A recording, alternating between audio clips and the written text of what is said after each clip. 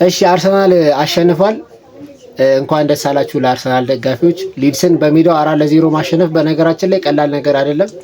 ሊድስ በሜዳው እኔ ከጨዋታውን በፊት ተናግሬያለሁ። ሊድስ በሜዳው በጣም ከባድ ቲም ነው። ያንን ደግሞ በጣም አሳይቶናል። ቻንሶች ራሱ በጣም ክሬት እንዳይደረጉ ዘግተው ነበረ ሲጫወቱ የነበረው። አርሰናል አሁንም እኔ 4-0 ማሸነፉን አይተን ማለት ነው መዘናጋት የሌለብን ነገር አርሰናል አሁንም ክፍት ጨዋታ ላይ ጎሎችን ማስቆጠር በጣም ይቀረዋል።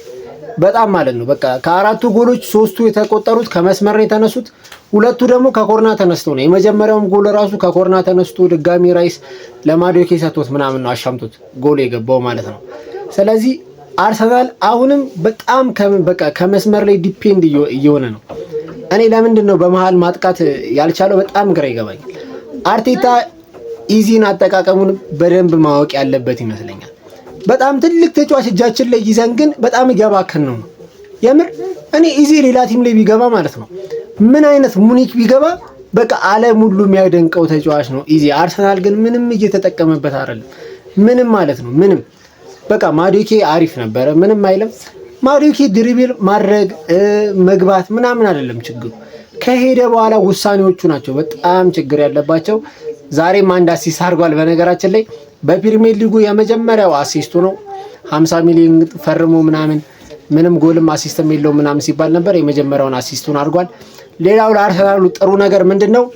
ጂዮኬሬስ ባክ ቱ ባክ ጎል ማስቆጠር ችሏል ማለት ነው። ባለፈውም ጨዋታ ላይ ጎል አስቆጥሮ ነበር። በአሁኑም ጨዋታ ላይ ጎል አስቆጥሮ ነበር።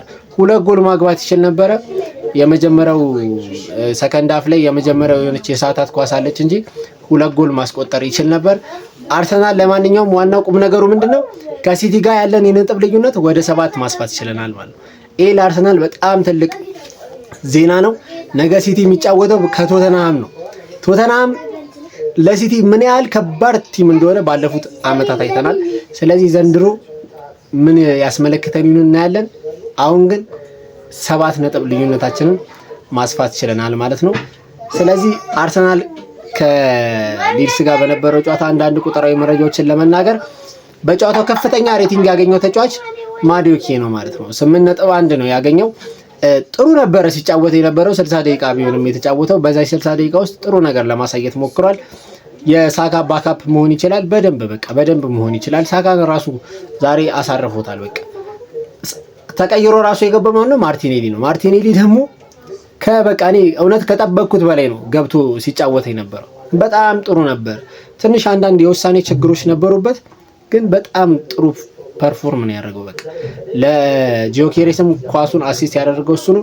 ጂዮኬሬስ አሁንም ግን ቦታ እየያዙ ማስተካከል አለበት። ጎል ከማግባቱ በተጨማሪ ማለት ቦታ እየያዙን ማስተካከል አለበት። ጄሱስ በሱ ተቀይሮ ገብቶ ቦታ እየያዙን ጄሱስን አይታችሁት ከሆነ በጣም ጥሩ ነው ቦታ እየያዙ። ጄሱስ ምንድነው አባካይ ነው። በቃ አባካይ 2 ቻንሶችን ሚስ አድርጓል። በቃ 2 ቢግ ቻንሶችን ሚስ አድርጓል። ያኔ መሰለ ክሮስ ኳስ ምንድነው ቴስታውን ፊት ለፊት በረኛው ላይ ለጠፈለት፣ በረኛው ማወጣው። ከዛ በኋላ ራይስ ከዛ ድረስ ይዞ መጥቶ አቀበለው፣ ሻኛው ኳሱን ወደ ውጭ በመሬት በቃ መሬት ለመሬት ወደ ውጭ መጣው። ጎል ግን ያስቆጠራት ጎል ምትገርም ነበረች። እሷ ናት። እኔ በቃ እውነት ከክፍት ጨዋታ አርሰናል እንደዚህ ያስቆጠራት በመሃል አጥቁቶ ያስቆጠራት ጎል እሱ ናት። የኦዴጋርድም ሰጥዛ ጋር አሪፍ ነበረ። ኦዴጋርድ አሁንም በእናት መሻሻል በቃ ከዚህ በላይ እኔ እኮ የአርሰናል ደጋፊ ከኦዴጋርድ በጣም ብዙ የሚጠብቀው ከ2 ዓመት በፊት የነበረውን ኦዴጋርድ በደንብ ስለምናውቀው ነው። በቃ ያንን ኦዴጋርድ እየናፈቅነው እኮ ነው። በቃ እንዴ ኦዴጋርድ በቃ እኔ ኦዴጋርድ በጣም አሁንም ቤንች ወርዶ ጨዋታዎችን መመልከት መቻል አለበት ወደ አቋሙ እስኪመለስ ድረስ ማለት ነው። ሌላ የተሳካ ቀበበል በማድረግ ሳሊባ ነው 52 ኳሶችን የተሳካ አቀብሏል። ከዛው 85% የተሳካ ነበር ማለት ነው።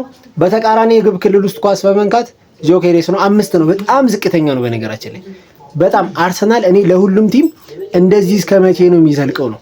በቃ ሁሉም ቲም ላይ እየተጠነቀቀ እኔ መሰለ ስብስብ ይዞ መች ነው ዶሚኔት አድርጎ የሚጫወተው? ቆይ ጎሉን ማየት አይደለም ያለበት 4 ጎል ስለገባ አይደለም። ግን አርሰናል በጨዋታው ዶሚኔት አላረገም። ምንም በቃ የምር ዶሚኔት አላረገም እንዴ። በሁሉም መመዘኛዎች መብለጥ መቻል አለበት። በቃ በጣም ተጠንቅቆ ነበር ሲጫወት የነበረው። ሾቶን ታርጌት እንዳይሞከርበት በቃ ምናምን ክፍተቶችን ዘግቶ ለመጫወት ምናምን። አረ ዶሚኔት ያርግ እንዴ። አንዳንዴ እኮ እንደዚህ አይነት ጨዋታዎች ላይ እኮ በቃ በሁለት 10 ቁጥሮች ምናምን መግባት እኮ መቻል እኮ አለብን እኮ እንዴ። ሁሌም በቃ ሁሌም እየተጠነቀቅንማ እንደዚህ ማን ዘልቆም የምር በጣም ከባድ ነው። ሌላ የተሳካ ድሪብል በማድረግ ስታክ ነው። መሀል ሜዳ ነው የሚጫወተው፣ ግን 4 ድሪብል አድርጎ 4ቱም ተሳክቷል ማለት ነው። 100% ነው። ከመቶ መቶ በቃ ምርጥ የነበረው እሱ ነበረ። ከነሱ መሀል ላይ በደንብ ነበር መሀሉን ሲቆጣጠር የነበረው። አምፓዱ በቃ ትንሽ ገበውጣ ይላል እንጂ ሊድስ መሀላቸው በነገራችን ላይ አሪፍ ናቸው። መሀላቸው በጣም ምርጥ ናቸው። ሌላ ግንኙነቶችን በማሸነፍ ካልቨርት ሊዩን ነው 13 የአንድ ለአንድ ግንኙነቶችን አሸንፏል ማለት ነው። ቻንሶችን ሚስ በማድረግ ቀደም ብየዋለሁ። ጋብሪኤል ጂሰስ ተቀይሮ ገብቶ ያችን ጎል አስቆጠረ። የምታምር ጎል። 2 ቻንስ ግን ሚስ አድርጓል። በጣም በቃ ግልጽ ጎል የሚሆኑ ቻንሶችን ሚስ አድርጓል ማለት ነው። ሌላ ቢግ ቻንስ ክሬት በማድረግ ማዶኬ ነው 2 ቻንሶችን ክሬት አድርጓል። 60 ደቂቃ ነው የተጫወተው። በጨዋታው ከፍተኛ ሬቲንግ የሚያገኘው ተጫዋች እሱ ነው። ለማንኛውም የአርሰናል ደጋፊዎች በቃ ትልቁ ዜና ምን መሰላችሁ? ከሲቲ ጋር ያለውን የነጥብ ልዩነት ወደ 7 ማስፋት ችለናል። እኔ ነገ ሲቲ እርግጠኛ ነኝ ቶተናምን አያሸንፍም። በተአምር አያሸንፉም ቶተናምን ማለት ነው። ቶተናም በሜዳ ሆኖ በሲቲ በጭራሽ አይሸነፍም። ለሲቲ ትልቁ ውጤቱ ምንድነው? አቻ ነው። ስለዚህ እንኳን ደስ አላችሁ። እስከ ነገ ድረስ በቃ ፈታ ማለት ትችላላችሁ። አሁንም ደግሞ ቼላው ጨዋታ አላት። የቼልሲን ጨዋታ እንመለከታለን። 5 ሰዓት ላይ ሊቨርፑል ከኒውካስትል፣ እሱ ራሱ የሚገርም ጨዋታ ነው። ጋብዣችኋለሁ። ሊቨርፑል ከኒውካስትል ከጨዋታው በኋላ እንገናኛለን። ቻናሉን ሰብስክራይብ ያላደረጋችሁ ሰብስክራይብ አድርጉ። አመሰግናለሁ።